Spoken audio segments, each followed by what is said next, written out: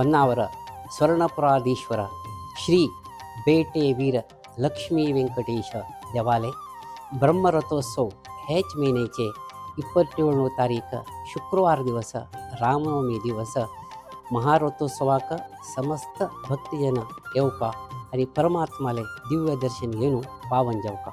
ಹೊನ್ನಾವರ महाले कुटुंबाचे रामचंद्र महाले म्हणलेनं आमगेले देवस्थान बांधील तसल इतिहास हक्कासा.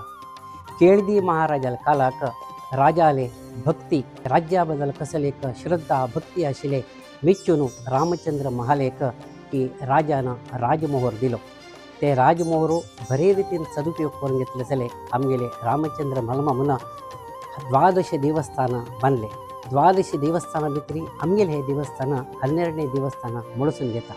तसल आमगेले रामचंद्र मलममू तिरुपतीले देवालय दर्शन घेतील त्यांना परमात्माला साक्षात्कार पाहून घेणं परमात्माला अनुज्ञे प्रकार वज्र रत्न मुत्तू माणिक्य हे सगळं मिश्रण कलतसले धातू मिश्रित सुंदर नव्य दिव्य भव्य व्यंकटरमणाली मूर्ती तो घेऊन हांगायलो.